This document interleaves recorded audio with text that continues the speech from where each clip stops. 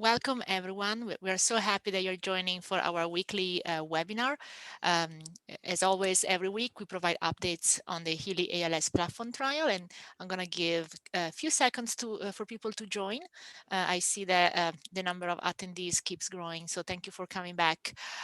We see familiar names on the list, which is great. Thank you for joining us every week. We love to continue the conversation with you, and welcome to all our new attendees. It's great that more people can join and learn about the trial. So the trial is a great collaboration from multiple groups. As you can see, multiple logos on the slide. We collaborate with academic partners, industry partners, as well as a lot of foundations and patient groups, which is great, really great to work with the entire community on this trial. If you can go to the next slide. I'm just gonna, for the new people, I'm just gonna briefly summarize the schema or sort of, the overall framework of the trial.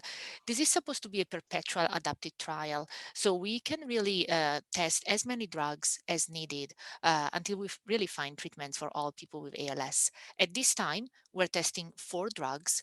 The names are listed on the slide, but again, we will continue to adapt and include more drugs as they become available. We have already selected the next couple of drugs to be added over the next few months, which is exciting.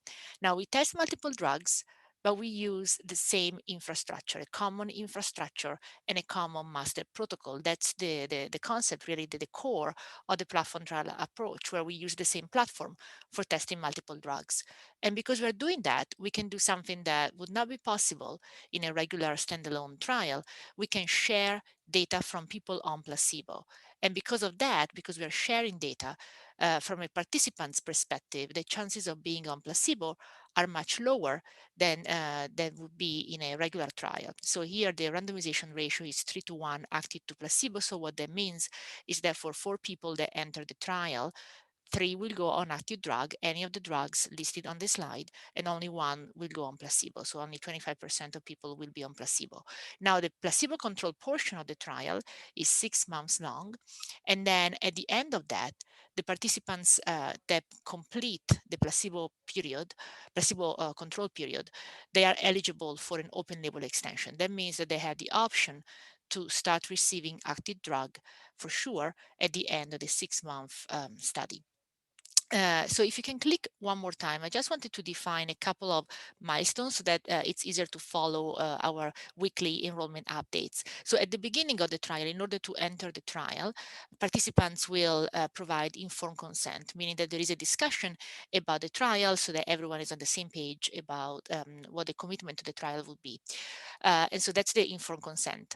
That's the first step.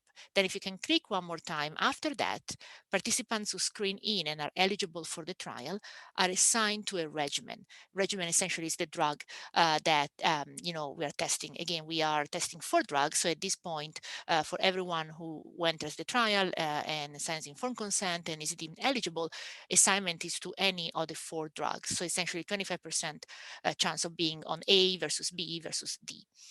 Then if you can click one more time, after somebody has been assigned to a regimen, there is a randomization within that regimen active to placebo. So it's almost like a flow. You flow from the master to a regimen, and then they're randomized to active or placebo. And again, the randomization is 3:1 in favor of active. And then lastly, after the 6-month placebo-controlled period, I'm sorry, and this first process, when somebody starts to comes to a site because they're interested in the trial, the period between informed consent and randomization within the regimen is up to 6 weeks. Can be shorter, certainly not longer than 6 weeks. Then if you can click one more time, then after that, after randomization within the regimen, that's when the 6-month placebo-controlled period starts. That's about 6 months, or actually to be precise, 24 weeks. And then if you can click one more time, at the end, so the flow ends with the option of the open label extension. So after being on active versus placebo for 6 months, participants can then enroll in the open label extension. And the reason we wanted to add these new graphics is to really allow people to better capture sort of the flow and the enrollment numbers that we're going to show on the next slide. So if you can go to the next slide, every week we show the enrollment updates. So as of today, over 500 people with ALS have signed informed consent, so they've entered the trial. Now, 391 were assigned to a regimen. 338 were randomized within a regimen to active or placebo, and of those, 89 have entered the open label extension. So thank you to all participants and to all the people who are supporting participants, because clearly we could not do this research without your participation. Now, during past webinars, people have asked us, can you break it down by regimen? So again, I told you before that we're testing 4 drugs, and when somebody enters the trial now, they'll have equal chance of being assigned to A, B, C, or D, so 25% chance of being on any of these regimens. However, regimens A, B, and C started earlier. They started in July 2020, and instead regimen D was added later in January of 2021. So for this reason, there's more people on A, B, and C compared to D. So if you can click one more time, you can break it down by regimen, and you see, between 90 and 111 individuals were randomized within the first 3 regimens, the ones that were open from the very beginning, and then 25 in D, which is the most recent one. And the only reason regimen A looks like they have fewer people than B and C is because there is a 2-week period of before receiving active drug in regimen A, because that specific regimen requires an extra step, which is a vaccination. So, really, we have the same number of people in each regimen, only that the people on A need to wait 2 weeks to start the drug. That's why the numbers seem slightly different there. Next slide. So we are enrolling at 52 centers at this time. That's the link to find the contact information. If you want to enroll, please contact each site directly. And if you can go to the next slide, we can see the list of sites that are currently enrolling. And as mentioned during previous webinars, we will add more sites later this year. Now, if we can go to the next slide, now I want to turn it over to Catherine, our patient navigator, for a quick description of our new online resources. And before I do that, I really want to thank the participants, the audience. All of you have been attending these weekly meetings on a regular basis. We really, logged all your questions, and actually I should say Catherine and Alison logged your questions and really categorized them to help prepare new online resources that could be posted and be helpful to anyone. So thank you for helping us improve our website. And now Catherine will share some of the new tools that we have developed thanks to your feedback. Thank you. So the patient navigation team is excited to share some of these recently approved resources online. And this first one that I want to talk about is our online eligibility checking tool, which you can find on our website by following the link on the slide there. And this tool is meant to help those who are just in those initial stages of trying to figure out whether the platform trial might be the right fit. So one of the first things to consider when thinking about this trial is whether somebody might qualify to enroll. And so to help with that decision-making process, we created this very brief, anonymous online questionnaire, just a handful of yes or no questions that you can fill out either yourself if you're a patient interested, or a loved one can fill it out on behalf of a patient interested in the trial. And then based on the responses to the survey outputs some information about the next steps. So tells you whether or not you might be eligible, and then from there, what the next steps are, whether you should contact the patient navigation team, a local site, or what some alternative pathways and other options and resources might be. So we can head to the next slide. And this is another recently approved resource. So this is on our study drugs page on our website. And in the sidebar, if you go to that page, you can download this online digital drug brochure. And this is a really great resource for anybody who is looking to learn a bit more about the science and mechanism of action behind the 4 investigational products in the trial. So it just delves into a little bit of detail about some of the scientific rationale for why these investigational products are being tested. We also provide links to the drug company's website so you can learn more directly from them, or if you want to watch our previously recorded drug science webinars, we have links embedded in this brochure for that as well. So definitely feel free to check that out after the call today. I have one more slide to present here.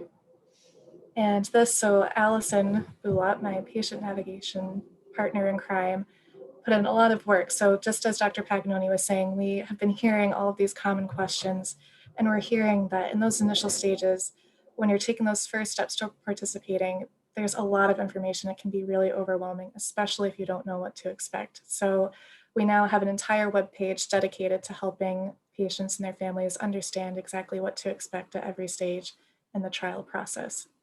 So again, feel free to check that out. The link is in the description on the title of the slide.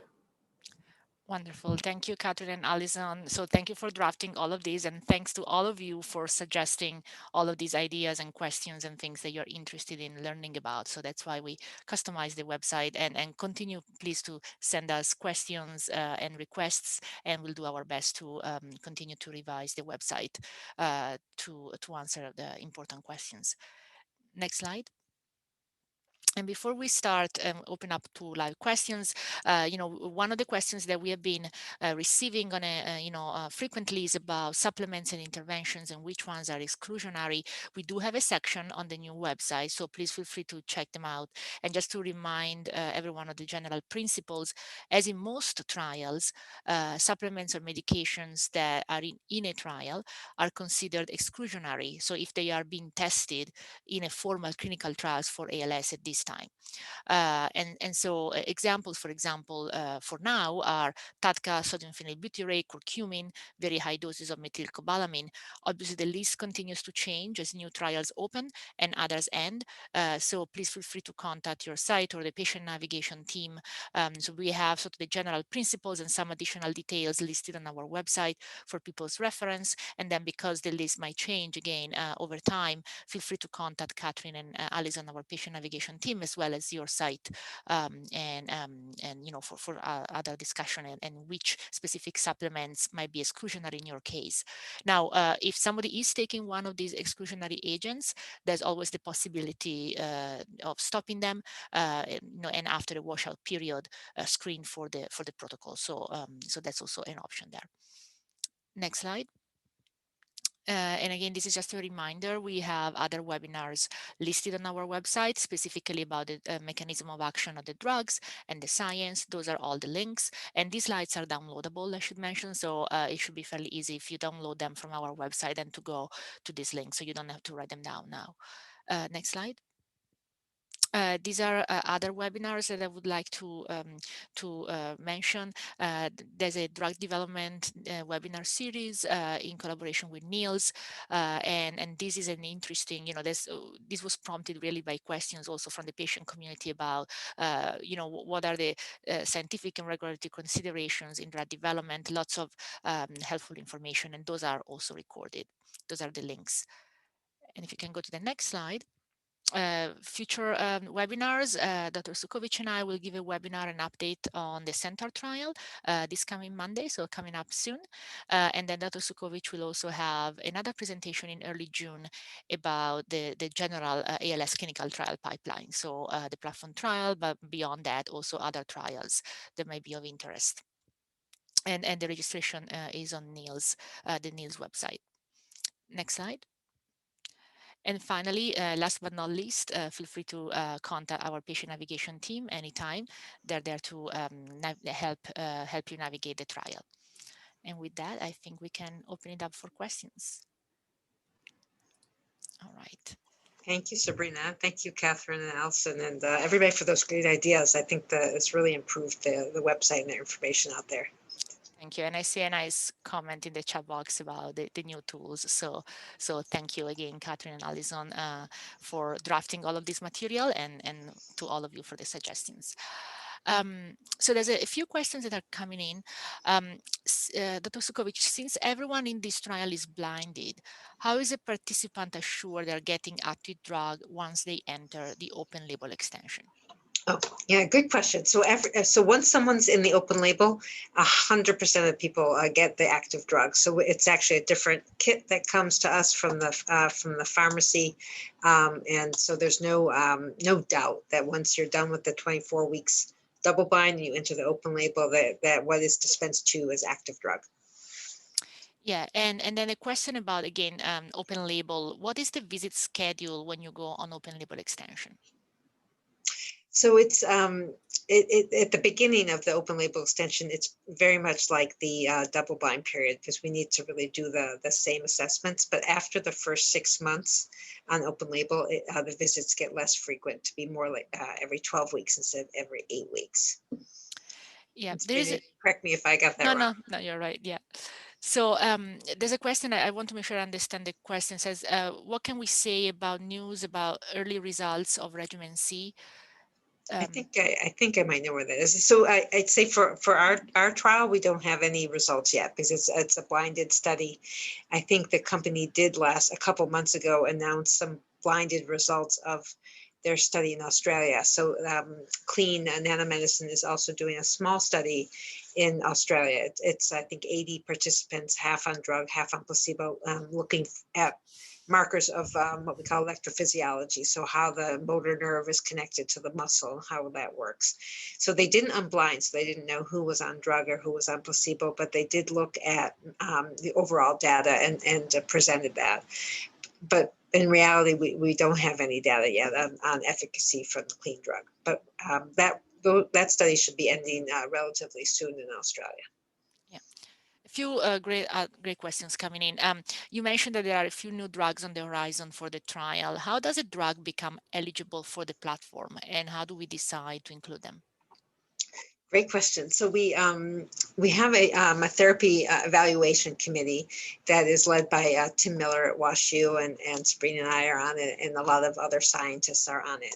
And if a company or an academic who has a drug wants to join the platform trial, they submit to that committee information about the drug target, the proof that it does what it's supposed to do, and that it's helpful in models of ALS, and that committee reviews it.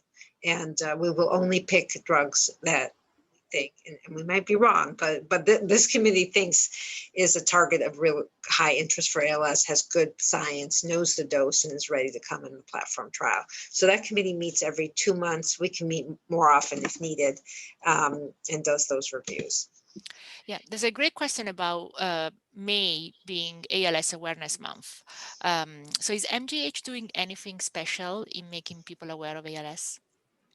Yes, we are. And if you're not on our email distribution list, please sign up for it. You can sign up on our website.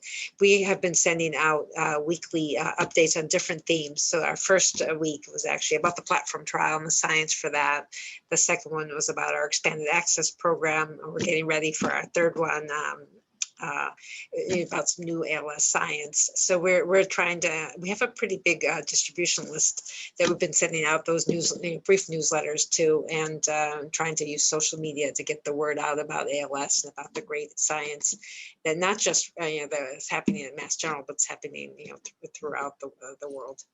Right. So there's a few questions about study design and statistics. So we'll start taking them today, and and we're working on a series of webinars about biostatistics. So first question: when will you know if you have active drug or placebo?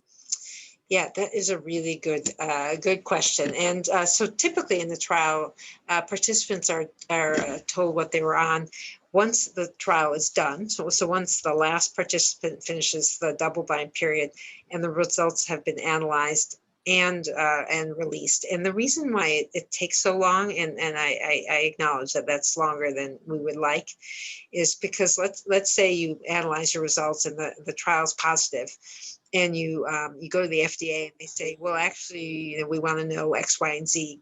Can you go back and get that data? If you've unblinded and told people who's on what, you can't do that. So often companies will wait until they know they don't need to get any more information. So after either the paper's published or the FDA is weighed in. So it can be a couple months after the last person finishes the last visit. But we'll do our best to let people know as soon as we can, and in a way that doesn't jeopardize the ability to get that drug on market. Yeah. In the open label, can a participant choose which active drug is received out of the ones available? Yeah, that's a really good question. So, but the answer is no on that one. And the reason is, there's a couple of reasons, but one is that while we do the open label for a couple of reasons. One is to really provide access to the people that were in the trial who were on the double blind period for 6 months, to make sure that everybody can have that option of being on the drug, 100%. But the other reason for it is it provides really critical information that's needed to get a drug on the market. So, for example, it is required to have at least 12-month safety data on at least 100 people in order to get a drug on the market. So the open label extension can provide additional safety data. It can also provide additional efficacy data of on the drug, like it did for the Amylyx study, and that can often help for getting to the market. So for that reason, we are asking people to go into the open label extension for the regimen that they were initially assigned to. Another question about design. I was not eligible for a regimen because of a medical condition. Can I still apply to be part of the other regimens? You might be able to, yes. So there's, for example, for regimen A, if someone had a history of meningitis, they're not eligible for that regimen. However, they'd be eligible for any of the other regimens. So yes, you could go back in and actually we built the system so that decision can be made that same day. And same for regimen D, there's some cardiogram or EKG changes that are exclusionary. So if that happens for someone, they can get re-randomized to one of the other A, B, or C. So. Yeah, and let me add, as a site investigator, that's also great because I was having, I'm the site investigator at our hospital, and there was one person who wasn't eligible for one of the regimens, but immediately we were able to reassign to one of the other regimens, and the person could start drug on the same day. So it wasn't for the original one that the person was assigned to, but was for another one. So really this maximizes the participant's time because the participant was already there on campus, which gave us that opportunity. I think the platform trial approach is really powerful in this respect as well, to maximize access. Question about, again, statistics. Can you share what the retention rate is for the platform trial? Yeah, the retention rate is like how the percent of people who stay on the drug for the 24 weeks. And right now it's actually quite excellent. I just, again, thank you for the participants. I think the retention rate is more than 90%. It might be 92 or 93. So, and there are reasons why some people stop a drug early, whether they're having side effects or they decide that this isn't for them, or lots of reasons. But and many of those, the few people that have stopped early have agreed to continue to allow us to collect information on them, which is also really important for the final results. So it's going really well. So thank you. Great. So one question about drug selection again. What's the number of companies who submitted an application to be part of the trial originally? And also another question about that, are you continuing to have new companies contact you? Yeah, great question. So 27 applied initially, and we had picked 5 of those, of which 4 are obviously A, B, C, and D. The 5th one is implicit, and we're still talking to them. They needed to do some additional work on dose finding. Then 3 more companies have applied, and we picked 2 of them. And I think we've announced them, Silos and Revelatio. We have talked to, if I can get my math right, 27 more companies. So we've talked totally to 57 companies. So there's, of which 30 have applied. The other ones are, some of them, are not going to be ready till next year. So there's a lot of interest from companies about this. They buy into the idea that it's faster and it's better for people with ALS, that saves costs, save time. And also they're hearing that the people with ALS are excited about this and that they want to be part of it. So that's helping get companies interested. So yeah, a lot of activity. One more question about ALS Awareness Month. Dr. Fauci is a big baseball fan. Can you help get him involved in Lou Gehrig's Day on June 2nd? He does good work for infectious diseases, and he helped people get drugs for HIV/AIDS. Maybe could help with ALS too. I think that's a great idea. My only connection to him is through, I guess, the CDC director, Rochelle Walensky, was a physician. She still is a physician at MGH, and I know her well. So I could maybe ask her if that's a great idea. There might be people more connected than me and Sabrina who might be able to get him to do that, but I'll give it a try. So question again about the design. Let's say that regimen B works, for example, that's the question, and none of the others do. Will all participants have access to regimen B drug as an open label period?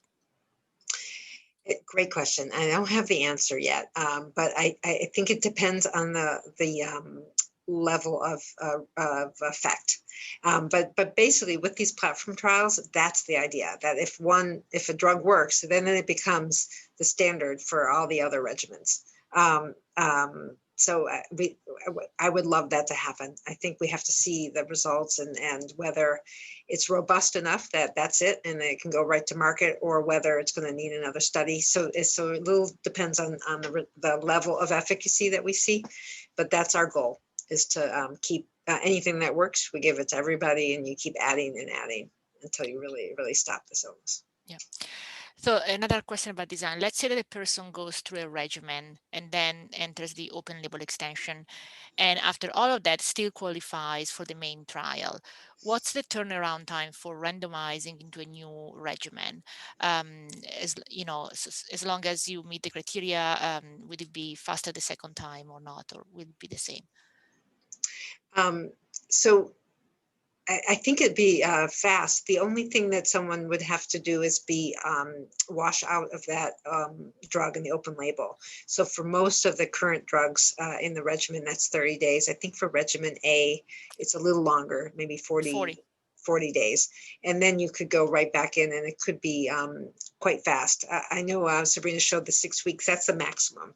We have had some people, enrolled within 2 weeks of the screening visit. Yeah, absolutely. Another question about sort of previous treatments. Are there any other trials or therapies a patient may have participated in previously that would exclude them from this platform?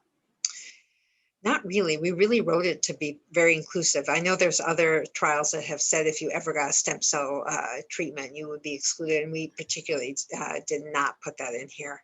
The only treatment really that would be exclusionary forever would be if someone got a gene therapy or a stem cell treatment into the spinal cord, or something that lasts forever, that is, that never washes out of your body. And there aren't that many of those around right now. Right. Question about PMA, which is a special form of ALS or motor neuron disease. Will people with PMA ever be allowed into clinical trials? That is a really good question, and I personally think we need separate trials for people with PMA and with PLS. So those are the two kind of more not extreme, but the variants of ALS, where people either have only lower motor neuron signs or only upper motor neuron signs. The course is different. We don't know if the biology is different, but I do think we need separate trials for people with those forms. And I'm happy to say that the PLS trials are starting, and we need now a kind of campaign to do the same for PMA. Absolutely. Great. That was all the questions we had tonight. I want to just say, because last week I think someone asked a question about MT Pharma oral edaravone, when that might be available, either expanded access or open label. And I just wanted to tell people I did reach out to MT Pharma to find out. I have not heard back yet, but I didn't forget. So as soon as I hear anything, in the next Thursday, I'll share what I can share. Great. Thank you so much. And thanks everyone for joining. And we look forward to seeing you again next week. Yeah, see you next week, hopefully. Thank you. Bye, everybody. Thank you. Bye-bye.